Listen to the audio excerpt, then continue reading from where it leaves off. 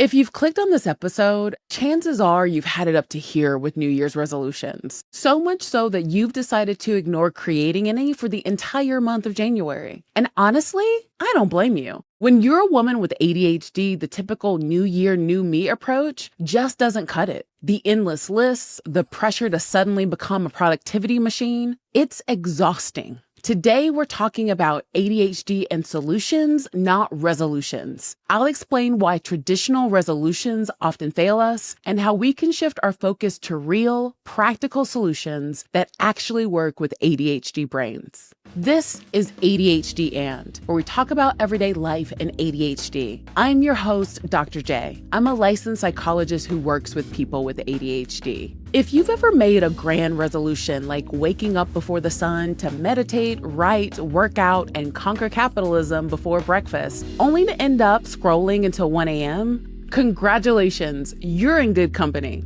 I live there too.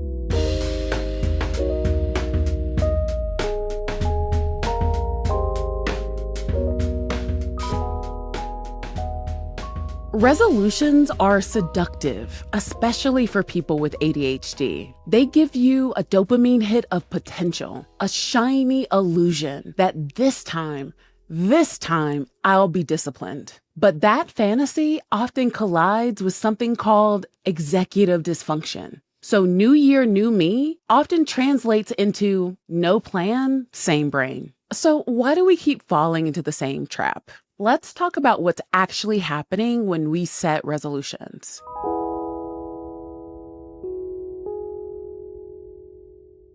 Most of us approach January like we're shopping at a goal store, grabbing whatever looks shiny and impressive. We make promises that sound good, feel aspirational, and critically come from a place of what we think we should want rather than what we actually need. The research on women with ADHD reveals a particularly tricky dynamic. Women with ADHD are often socialized to manage their symptoms quietly, masking their struggles while maintaining high performance. This means that they're especially prone to setting goals based on external expectations. These are things that allow us to feel normal based on society standards. This is not really based on our value system or what genuinely serves us. Quotes are kind of my thing, and one of my favorites is from the illustrious Morticia Addams. What is normal for the spider is chaos for the fly. We all have to figure out our place within the world, but that doesn't mean changing who you are. It means embracing you and all that comes with that, the strengths and the things that we might need to work around. The next thing that keeps us falling into this trap is executive function. When we set a vague resolution like get healthier or be more organized, we're asking our executive function to do all of the heavy lifting. Our brains have to translate that vague goal into concrete steps, break those steps into manageable tasks, create a timeline, remember to implement it, monitor progress, and adjust when things inevitably go sideways. For the ADHD brain, it's like being asked to run a marathon while simultaneously learning how to walk. The cognitive load is immense, and we haven't even started on the actual goal yet. Resolutions are performative. Solutions are supportive. Resolutions are about proving something, often to ourselves or others. Solutions are about caring for ourselves. What if instead of reinventing ourselves every year, we focused on supporting ourselves? What if we stopped asking, how do I fix me? And started asking, what systems would allow for my life to be gentler and more sustainable? This is why I'm always telling my patients to be their future self's best friend. The ADHD brain struggles with long-term reward systems. Those with ADHD are often more responsive to immediate feedback rather than distant outcomes. That's why focusing on progress, not perfection, is key. Celebrating small wins like remembering to take your meds or cleaning one section of your room keeps dopamine flowing and motivation alive. A solution-based mindset shifts from did I finish to did I show up today? That subtle change reduces shame and builds consistency. Additionally, annual resolutions are too abstract. 12 months might as well be 12 light years. Many people, and that includes people with ADHD, benefit from shorter time horizons. Goals that fit into 3-month seasons. Quarterly goals also match how life actually works. Your energy shifts with seasons, hormones, workload, and emotional bandwidth. A system that allows you to recalibrate every few months respects your natural rhythm. I was just saying to somebody the other day, do you think the only thing that changes with the seasons is your wardrobe? With solutions, you can consider all of the elements that make you you and learn to work with yourself. Okay, so how do we actually create solutions instead of resolutions?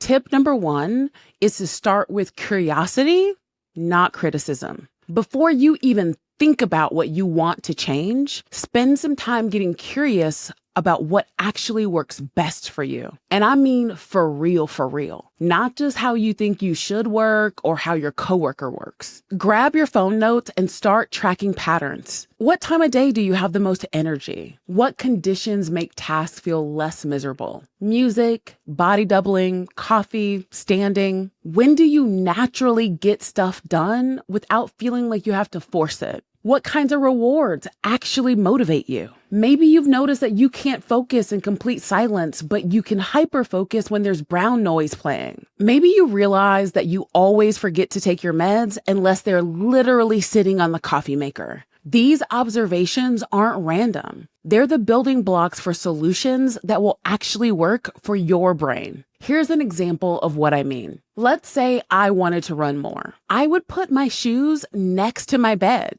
Not by the door where they quote unquote should go, right next to my bed. Because the 30 seconds that it could take to go get them from the closet is the same 30 seconds it could take me to lose all of my motivation for running. I'm going to be really honest. My running motivation is low. I hate that form of cardio. Silly?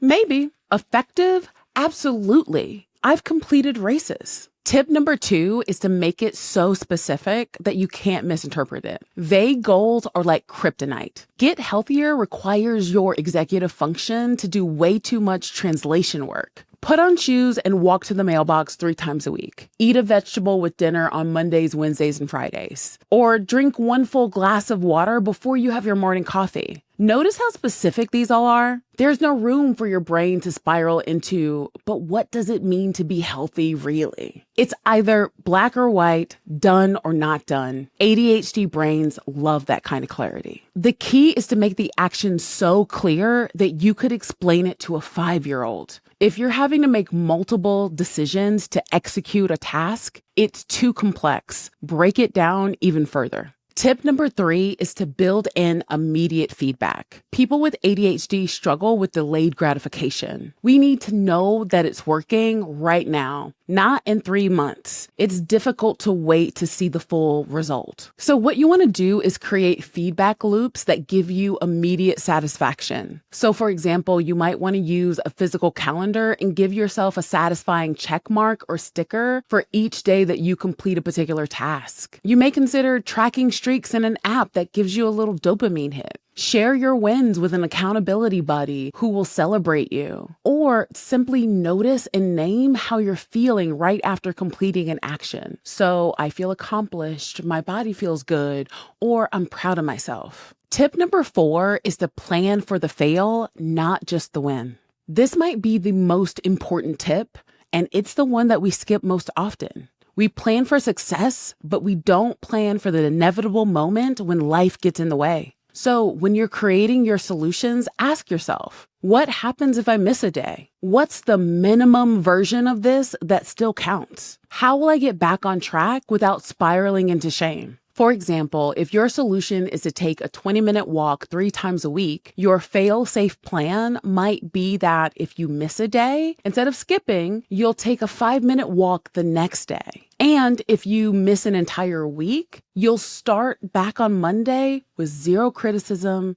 and 0 guilt. Tip number 5 is to set ridiculously low standards. And I'm being serious about this. Your first instinct will be to make the solution grand. I'm going to meditate for 30 minutes every single morning. Resist that urge with everything that you have. If you can't track a thought for more than 12 seconds, there is no way you're going to be able to sit down and meditate for 30 minutes in silence every day. That's actually being straight cruel to yourself. Make your solution so small that it feels almost embarrassing. One push-up, one paragraph of writing, 1 minute of meditation. The goal is not to do something impressive. It's to prove to your brain that you can be consistent. Once you've done the ridiculously small version consistently for a few weeks, then you can scale up if you want to. But to be honest, sometimes the ridiculously small thing is the exact version that you need, and that's completely valid. Lastly, I often get asked, how do you know if a solution is working? So I'm going to talk about some signs. One is you're doing it more often than not, so aim for at least 60 to 70% consistency, not perfection. It's getting slightly easier or more automatic over time is another good sign. You may also notice that you feel genuinely good when you complete it. You notice small changes, even if they're subtle.